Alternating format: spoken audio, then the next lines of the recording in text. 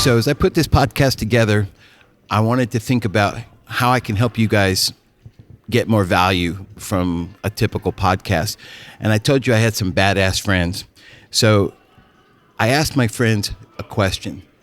What are we doing as body companies to help you guys increase your bottom line and do a better job of what you do every day? And I'm pleased to get an answer from somebody that I have a great deal of respect for. This is Scott Hausman, and he's a vice president of AutoCrane. And I got him to come upstairs to the NTEA section where we have the media, and he agreed to sit down with me and just have a chat. So how you doing today, Scott? Hey, Kenneth, great to be with you. Thanks for inviting me in. Well, let's get started. Well, what we want to do today is just help these guys understand that you guys are listening. So tell me exactly about AutoCrane. I mean, I know who you are, but tell everybody about who you guys are, and then we'll get into the nitty gritty. Sure. AutoCrane's been around for 65 years. This, in fact, is our 65th anniversary this year from the inception of what our company says is the first truck-mounted service crane that was ever built. Way back in the day, it was actually put in the back of an old Chevy sedan, and a few years later, then a small crane was mounted in the back of an El Camino. Back in the day when the oil patch needed some help. And we're based in Tulsa, Oklahoma, right in the middle of oil country. And we started building service cranes for the oil industry 65 years ago and have grown to what we do today, which is not just cranes, but also service bodies, outriggers, software that helps these trucks operate a little more efficiently, et cetera. Well, one of the things that our members are telling us is that they're a little frustrated with availability and pricing and some other aspects. But let's talk specifically about pricing and availability. What do you think is causing the issues, and what do you think our members should know? Yeah, that's a great question. I think all of us are in similar businesses where I don't know that we're making any more money today than we were before when it comes to, at least on the margin side of the business, right? Every company out there that I know that's in the manufacturing sector has simply been trying to keep up with inflation. None of us have yet really been able to get in front of inflation. And there's a lot of different factors, and we can have a big debate over what's causing the inflation, et cetera.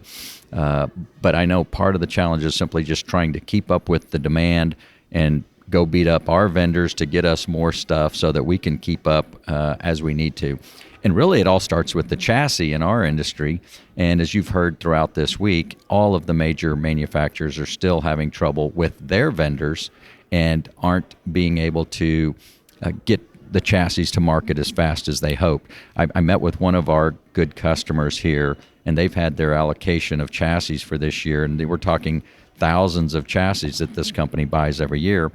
And in their Class 5 work truck space, they had Ram cut their allocation by 1/3 just a couple of weeks ago. So that's a lot crazy. of trucks. That's crazy. And we all wait on those chassis so that we can do our part to start putting the bodies on them, getting the cranes on them, compressors, welders, whatever they're looking for. Now, my background is more sales-oriented, and you have a broader responsibility at AutoCrane. So can you talk to me a little bit about what exactly is driving, besides the lack of a chassis availability, are there other contributing factors that are limiting the amount of bodies that you guys can produce? Or in fact, are you producing the same amount of bodies this year that you did 2 years ago? Yeah, that's a pretty good question there as well. I think that when you look at just the whatever type of body your company manufactures or other companies manufacture, I think steel is not an issue today. It was a couple of years ago. The availability of steel really never went away, but coming out of COVID, steel became an issue. We saw steel prices almost double in about an 8 or 10 month period there for a little while. Steel is relatively easier to come by. We still have to wait on the steel, but it's not a lack of steel or aluminum, in the case of the aluminum bodybuilders, that are really holding us up. It's really other components that are still tied to a microchip or a semiconductor. I think that most companies are talking about holding up production. So whether you look at the chassis, it's all the those rear view cameras and all of the different computers now that are in modern vehicles that are slowing down production, even at the big OEMs like Ford and Ram and GM, International, Kenworth, whoever you're talking to, it's all about a microchip. And the more and more that we digitize our world, I mean, look at our cell phones today, more computing power in that cell phone than was on the Apollo mission that went to the moon. So it's just going to take the software folks getting caught up, the hardware people getting caught up so we can move quicker. Now, are you guys manufacturing your bodies in Oklahoma? Yes, we do. Our plant right there in Tulsa, Oklahoma is where we do all of our welding and upfit. Now, when it comes to the AutoCrane body, most of my guys that listen to this podcast know that I work for Summit. I work for Summit, and one of my things I brag to my friends about is that I got some badass friends, right? Sure, absolutely. And so when it comes to AutoCrane, it's funny because for many, many years, I called all mechanic trucks AutoCrane. You were almost synonymous with the term. So it was really interesting I didn't even know that you guys really were the originators of the whole concept. That being said, what exactly are you guys doing right now that's going to help these guys justify $160,000 entry for a new truck that's a 19.5 GVW with a 6,000-pound crane? Right now, we're looking at about 160 grand right. plus. Yeah. What are you guys doing? I mean, how are you guys going to help these guys? I think there's a lot of decisions that anybody who needs a mechanic's truck has to ask themselves to decide, do they want I guess what we can call an entry level or a mid level or a top tier upfit, right? It's a tool in their business. And so if you have somebody that's out there using that work truck for 20 hours a day in the oil patch and primarily operating off-road, look, they're going to want a really heavy-duty piece of equipment, something like your company makes or our company makes. And these heavier-duty bodies, for example, that can take more shock, that can take more wear and tear going up and down the road, and these heavy loads that they have to lift if they're working on oil field equipment or if they're working on yellow iron out there somewhere, they really need a long-lasting, durable body with great paint on it that's not going to rust so easy, that can be recycled over and over again on multiple chassis. So one of the things that I like to tell our customers is, look, you may use this truck for 5 or 6 years. It gets a couple 100,000 miles on it. You're going to go buy a new chassis, but we can take this body and this crane package and remount it on a 2026 chassis, 2027 chassis for you for about a tenth of the cost of the whole new package combined. I agree. Obviously my company does, we approach that business the exact same way. We're invested in quality, and when it comes to quality, let's talk about customer service. Like, how do you guys go to market? Like, what's your approach to come to market? Sure. A little different than your company. We sell through a dealer network around the country. Depending on what state you're in, you may have one dealer or you may have 20. Texas, we're pretty covered up in Texas and California. And then you go to New England, and we really have 2 dealers covering all of New England for us, from New York all the way up to Maine. That's just how we've chosen to go to market. We feel like that's how our customer base can still shop local, can still get local service. So we sell through a dealer network, but obviously anybody can call us and say, hey, I'm Joe Mechanic and I want to design a work truck, and then we'll give them a couple suggested dealers where they may want to go to make that final deal. But the things that we talk about from a quality standpoint too with our customers, and I know your company does as well, is just even things like quality of paint. One of the things that you see with a lot of these mechanics trucks, there's a lot of really crazy environments that these things go in and operate. And if they see a power washer a couple times a year, we're pretty lucky, right? Amen to that. And so if they're operating anywhere north of I-70, or if they're north of I-40 in Arizona, anywhere where they're going to have a lot of road grime, a lot of de-icing salts that are out there, the quality of the paint that goes on these things is so important. And yeah, it is more expensive. So when these guys are spending 160 grand for a modern work truck, they need to know that paint finish that's on that body is going to last. And I know, for example, our standard paint has a 5-year rust-through warranty. And then we offer a marine-grade paint coating, which we sell a lot of, that's a 15-year rust-through warranty. So those are the kind of things that when people are looking at the price tag, they're going to want to take into consideration, what is that paint on there? Is it just a kind of a basic, Earl Scheib type of a paint job, or is it really something that's high quality? Who drives that decision? Is it your distributor? Is it the customer that already has to know that you have a marine grade option, or how would an end user even know that you offer that type of paint, upgraded paint? Sure, great question. If you're like me today, anytime you're going to make a buying decision, a lot of times you're just going right to the internet. Most of us, I think today, we go start doing research online, and so we make a big deal out of our Titan Armor paint coating system. We talk about it here at these trade shows. So if anybody's coming through Con Expo, for example, or the NTEA Work Truck Show, they're going to see a truck that's in our booth that has the Titan Armor paint on it, and they're going to be able to compare that to standard paint. And our standard paint's a fine paint, as I know yours is as well. And I would stand up our standard paint against some of the other, more generic body companies. Yeah, that's right. Yeah. That's right. Those things are coming off of their assembly line 100 a week, and we're trying to build about 8 bodies a week, right? Very custom, detailed out of our shop, and putting them out there on trucks for our good end user customers and our dealers to put in their inventory for sale locally. How are you guys approaching some of the accessories on your bodies? So I'm a big believer that when you make these bodies, when we deliver a truck to an end user, it should function for the purpose that it was purchased for. In other words, the drawers should open and close. They should be able to carry the tools. The door should close. The wind, we get that West Texas wind come through and it starts knocking those doors. We want to make sure that they don't blow off, and et cetera. So tell me a little bit about how you guys are approaching those type of issues, for our end users. Agree. It's all about form, fit, and function with us, right? And those questions start with that end user. Who's going to be using this truck? What is the environment they're going to be using it in?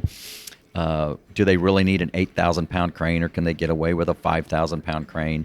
Things like that. You get a lot of these companies that have high budgets, and they just think, well, give me the heaviest crane you can put on there. And look, I'm a salesperson as well, right? So I'm not going to try to change the guy's mind too much. If he wants an 8,000-pound crane, I'll sell him an 8,000-pound crane. But we'll go through some questions with them, and I'm sure you do too. Do you really need an 8,000-pound crane? Mm-hmm. Would a 5,000-pound crane serve you better? And we try to make sure that we're working with that end user to truly understand their needs. What size welder do they really need? Everybody wants, a badass 300 kW welder and the biggest, baddest compressor they can get. And sometimes that's not really what they need on these work trucks. So we try to make sure that we're packaging these things up that fits the work that's going to be done by that mechanic or that service tech. What would you tell a tech when he has a choice? Now, I know this is a delicate area because you have a dealer distributor network that you have to support. And obviously, the company I work for, we have a direct-to-market, manufacturer direct-to-market. We have a different approach. But I would assume that it's important that your end user get a quality solution, right? So my specific question is, how do you handle customization at your level? Like, how do you guys approach it as a manufacturer? Do you leave it up to the distributor to work with the end users, or do you find yourself having an opportunity for your reps to kind of help the end user make those decisions? So a couple of different answers there. Just like any time you go into Home Depot, sometimes you're going to find that person in the orange apron that really knows a lot about plumbing or really knows a lot about electrical, and they can walk you through the repair and tell you exactly the parts you need and save you hundreds of bucks a lot of times if you get the right person who has the knowledge. I got to admit, I miss those guys. I know there's not too many of them around anymore, right? Yeah. And so that's the same thing you find out there at our dealers, right? Most of our dealers are going to have some long tenured professionals that are in their stable of talent pool that really know a lot about not just work trucks, but dump bodies, snow plows, all the other things that most of our dealers are typically selling. Mm-hmm. And then you might have that the owner's son who just came out of college or the owner's daughter, and they're still learning. And hopefully they're smart enough to pick up the phone and call us or call whatever the representative of the brand that they're selling is, and we can help walk them through that process as well. We like to say at AutoCrane that we get to yes when other companies will say no. I can fully customize anything for the right price, and we'll gladly do it. But obviously the savings is, hey, if this truck that's kind of a standard build will do 95% of what you need do you really want to pay that extra 20 or 30 grand for this customization? Some customers say yes. Other customers say, no, you're right. You know what? Just give me this thing. I can make roll down windows work, and I can make a clutch work, or, think about all of those things that most vehicles used to have on them, and they work just fine. We got by with them. So one of the things you and I were talking about earlier when I was trying to persuade you to come do my podcast, and by the way, I really appreciate you. It's my pleasure to be here. Helping me get started. But one of the things you and I were talking about is we see this giant push towards a green economy, carbon sequestration, I think that's the word, and trying to force battery electric.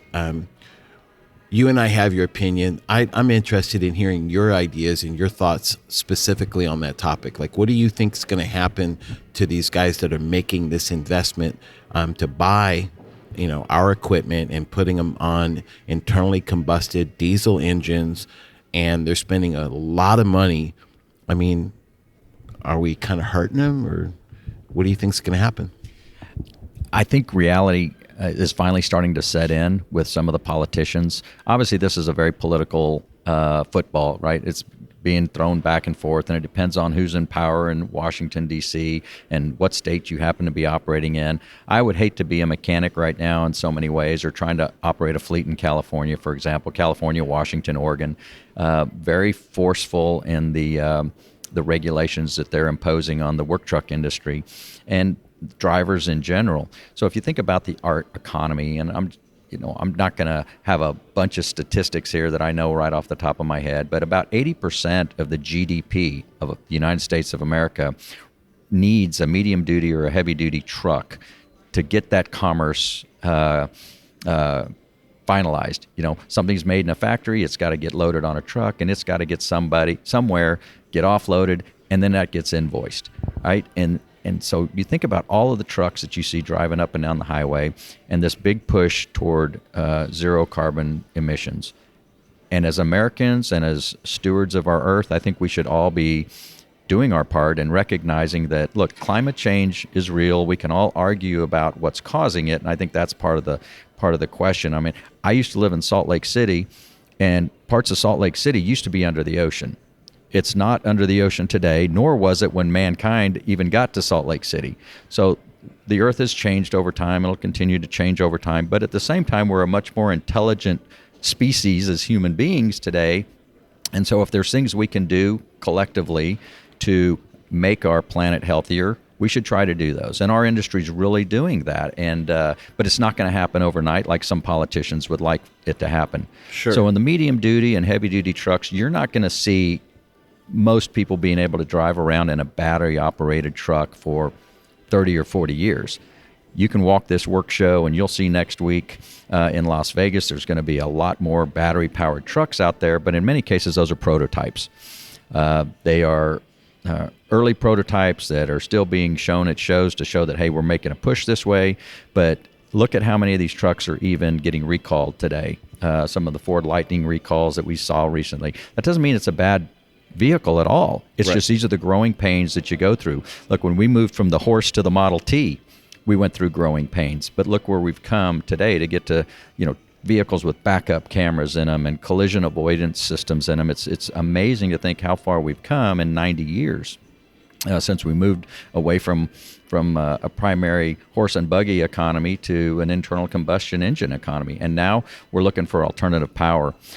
So I think what you're going to see more than battery power in some of these states is you're going to see operators, especially if they're in a fleet, and so their employers providing their work truck for them.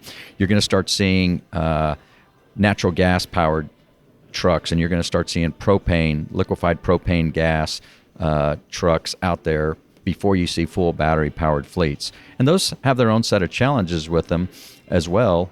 Can we still use a PTO system to operate all the equipment in the back end? Do we need to fully electrify the back end while the chassis is still an internal combustion engine? And I think all of our companies are looking at these options and trying to understand what's going to happen in the future.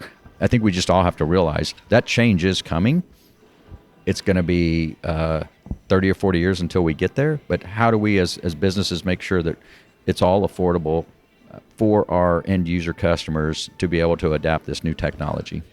What should we be doing to help our technicians prepare for this new technology? In other words, if somebody's listening to the podcast today and they're sitting there and they're going, yeah, that's getting a bunch of salesman mumbo jumbo.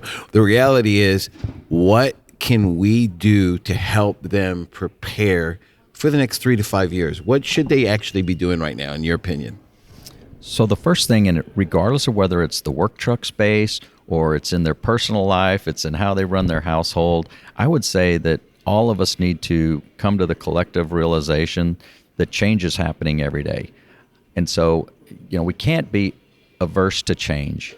Everything in our life changes over time.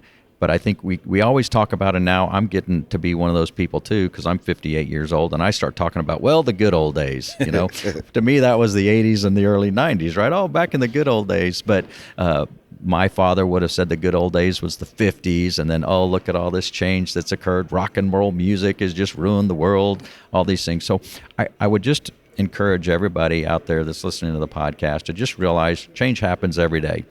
And this is just one of those changes that's going to happen. 20 years ago, most of us weren't using a cell phone. Look at us today. 30 years ago, most of us didn't have computers. We can't even think about operating today. And you even see them in the work trucks. We're putting in orders for repair parts right there online, and it's getting shipped back to the depot, and the parts are getting immediately ordered. The tech can go pick them up and come back and finish a repair. So to those techs that are operating and using those trucks, just understand that equipment is going to be changing as technology changes. But in every case, these technological advances over time have helped mankind, have helped humanity, have helped us all do our jobs better, made us faster. And I think just being open to that change is going to be so important. So one of the things that I do, and I'm talking to technicians, and I talk to hundreds of techs all the time. Now I consider them some of my closest friends. One of the things we talk about is they're a little nervous. We're going to go into a recession. I go, we are absolutely going to go into a recession. And they say, interest rates are going to go up. I said, interest rates are absolutely going to go up. But I tell them that they are in probably the best industry in America, because I consider the folks that operate our equipment to be recession-proof. Do you concur? Do you think I'm blowing smoke, or do you think there's some legitimacy to that? So I 100% agree. And I would say, again, here I'm going to pull out my 58-year-old age card and just say this, is that anytime you look at the U.S. economy over time, anybody, I would just say, first off, make sure you're taking a little of that paycheck and investing it in your company's 401k. Always be thinking about your future, because you better be betting long on the U.S. economy. Long term, the United States of America's economy is so important, not just to our own country, but to the world and to the globe.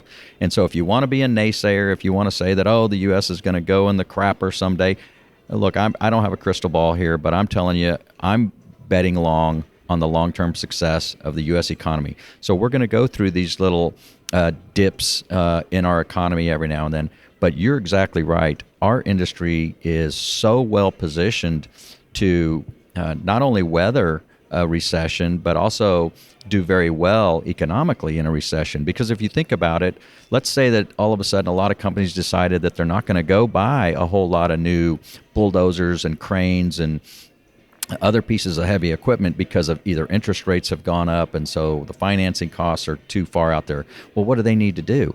Well, now I've got to buy repair parts, and now I have to make them last longer. And so what does that do for our technicians? Makes them even more important out there to our entire economy, because they've got to still keep that infrastructure building equipment up and running. Well, and the last thing I want to close, and again, I want to thank you so much for taking the time. We got to bring the sexy back. So one of the things that's happening that we're seeing is that if you are a young person and you're looking for a career field and you're looking for a way to have some type of job security, I'm going to have you back on another podcast later on. We're going to talk about ChatGPT and AI and all that kind of stuff. But right now, how do we get sexy back for field technicians? I mean, when I put my videos out there and I show a brand new truck and it's all shiny and it's cool, man, oh my goodness, these guys act like I got pretty girls on the site. They get so excited. What do you think we can do as an industry? And specifically, let's talk about AutoCrane. How are we going to attract people to this industry, both from a manufacturing standpoint to build better bodies, but also to help our technicians feel better about the trade, the career field that they've chosen? Yeah, I think we did a pretty big disservice, and I'll blame my generation for that in many ways, because we kind of told a whole bunch of young people about 20 or 30 years ago that you're only going to get ahead if you go to college. Well, gosh, how wrong were we about that? Now, look, if that's the path that people want to go, I always tell people to go find whatever education level you're looking for. But what is so badly needed in our country today are folks that have these technical skills, whether it's HVAC, welding, working on yellow iron as diesel mechanics and heavy equipment mechanics, and they pay well. I mean, think about it right now. I can hire somebody at our factory as a basic assembler, and today that person's going to come in there, probably only have a GED, and make about $17 an hour. That same person can take even a government grant or a loan, go down to the local tech school, and get a 1 or 2 year degree in diesel mechanics and be hired immediately for one of these heavy equipment repair companies, probably be put in a work truck after about 6 months of working in the shop, and be bringing home $35 to $45 an hour. For a small investment in a very defined skill set versus going to college, and a college education 4-year degree now is going to cost somebody anywhere from $25,000 to $200,000, depends on what school you go to. Or I can take 10 or 12 grand, even if I have to do loans to do it, get boned up in what it takes to, whether, again, HVAC, heavy equipment repair, diesel mechanics. I mean, I like the yellow iron guys. I think that those are some pretty badass folks. And look, where else are you going to be able to be outdoors most days if you're a field tech, wear boots and jeans every day, go to work and make one hell of a living, and make such a tremendous contribution to mankind? I mean, if that equipment's not working properly, if it's not rolling, that job site's shut down, right? So when that tech gets dispatched out there, I think that role is equally as important as those paramedics and EMTs that are rolling down the road to go save you and me if we need medical attention, right? Well, guess what? That bulldozer's broke down out there. That job site's shut down out there. Somebody's got to get out there and get that piece of equipment back up and running pretty quickly, and that is so important to our economy. And if people like working with their hands, if they don't mind getting a little grease under their fingernails, they can make one hell of a living in this field. Absolutely. So I'm going to wrap up our little conversation by talking a little bit about the innovations that AutoCrane. Now, we all compete. We're the dog-eat-dog world out there, and we're all trying to get market share, blah, blah, blah. But I'm curious because I see revolutionary change, specifically as it relates to the service truck itself, the body. Tell me, what do you guys got going? What can we expect from AutoCrane? What can technicians take away in terms of value, the value proposition from AutoCrane? Well, I think our entire industry is being driven more, not just us, but the entire work truck industry and our entire population, for the most part, is being driven toward more and more technologically driven guidance. And I'm not going to go all the way into AI. We're not talking about trying to automate a work truck so much that we don't even need a technician in there. But what I am talking about are things like telematics, where you can really get real-time understanding of, what's going on the back end of your truck. How many hours does your compressor run? Well, that's pretty easy by looking at a Hobbs meter, right? But do you get maintenance reminders sent right to your cell phone from your compressor? And do you also know how many hours does your crane function today, and what loads did you lift, and at what boom angles? So there's all kinds of things that not just AutoCrane, but our entire industry is looking at to try to make sure that not only are we making our equipment easier to operate, but safer to operate. I mean, we want these techs and these folks using our equipment to go home every night just like they showed up that day, healthy, happy, not cussing our equipment that it was too hard to use. And also, if you're the owner of that equipment, you want these maintenance reminders, right? You want to know. I'll give you a perfect example. Let's say there's a fleet out there that's buying 8 or 10,000 or 12,000 pound cranes to put on trucks. and the heaviest thing that one of their technicians has lifted in the last 3 years is about 2,000 pounds, do they really need to be buying 50 of these 12,000-pound cranes? Probably not. Right. And so we try to make sure we have that information available for those fleet managers so that they can make good, educated decisions with their budgets. Are you guys incorporating utilization and those type of technologies currently in your bodies and your cranes? Well, in the bodies, the thing that we've really been promoting the last couple of years is a technology called Power on Demand.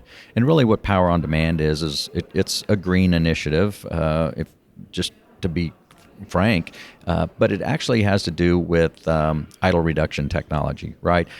You know, we have a lot of technicians that'll pull up to a job site, pull up to do something, and they'll keep their truck running. I mean, they'll get in their truck, they'll start it at 8 o'clock in the morning, 7 o'clock in the morning, 5 a.m., a lot of these guys, right? And that truck doesn't get shut off until the end of their shift. And we all know that idling is really one of the worst things that these engines can do all day. They really need to be run. But the technicians will keep their trucks on because they, at some point, are going to need to use some piece of equipment on the back of the truck. Well, what this new technology does is basically if the technician's leaving their truck running and after 5 minutes or 3 minutes or 10 minutes, you can set a timer to whatever you want it to be. If it doesn't sense that there's any draw, any need for crane power, compressor power, powering up the welder or anything like that, it's going to shut the truck down. The PTO will shut off, and then the truck will shut down if the PTO was running. And then the technician could just push a button as soon as he needs to operate the crane, the compressor, and it'll all fire back up from the back of the truck. But those types of, if we can just eliminate a truck idling for, let's say, 3 hours a day, that's an enormous fuel savings for the owner, but it's also an incredible contribution to a reduction in greenhouse gas emissions. So that's really what we're focusing on. Is that what they refer to as idle mitigation? Absolutely. That's one source of idle mitigation. There's a lot of different ways.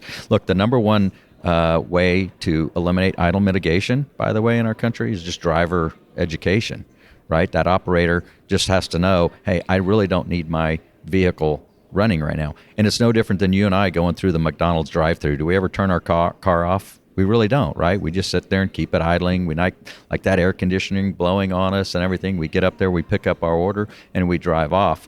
But the reality is, and you even see it being forced on it by some of the automotive manufacturers with the automatic, engine start-stop now in a lot of these cars. And obviously there's an override button. You can push that override button. I don't want this car to shut off. There's a lot of us that are stubborn like that. But the reality is most of those technologies are designed around these green initiatives that do help our planet, do help us save money as well if we're putting gas in that thing every day. Now, one of the things that I'm going to close our talk with this is that, do you think that there is camaraderie or synergy in our industry? In other words, the technicians, what I find is in our little Facebook community, the loyalty that our technicians have to us is absolutely mesmerizing. I mean, I can't tell you how many loyal Summit customers there are, and there's some guys that bleed AutoCrane, they just love you, and all of us.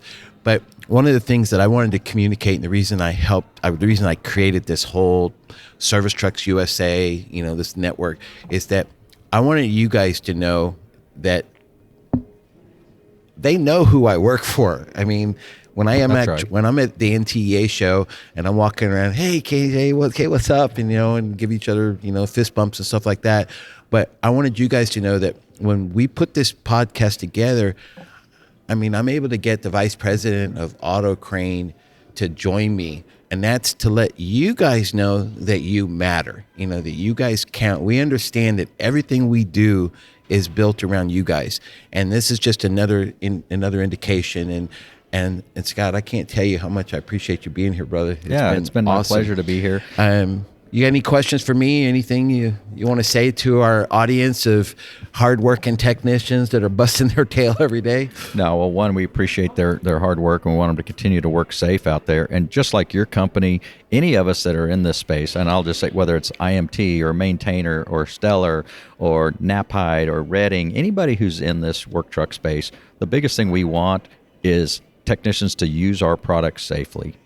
If they think there's something out there that they need to do their job better, that's a safety factor, safety innovation, man, at least for our pick up the phone and call. We'll take that call. We'll take it under advisement. We'll put them in touch with our design engineers. And some of our best innovations over the year have actually come from those end users just saying, hey, this is great, but it would be even better if you designed it like this. And whether it's your company, our company, it's kind of like in our office, we have the Ford guys that are dogging the Chevy guys and the Chevy guys that are dogging the Dodge guys. It's kind of the same in our industry. The pie's big enough for all of us. All of us have our own needs, wants, and desires when it comes to our work trucks, and there's enough business for all of our brands to prosper and thrive. Just like there's enough. You got John Deere and you got Caterpillar and you got Komatsu and you got all these other brands. There's plenty of business out there for all of us to be chasing. Yep, I agree. And make the business better all the way around.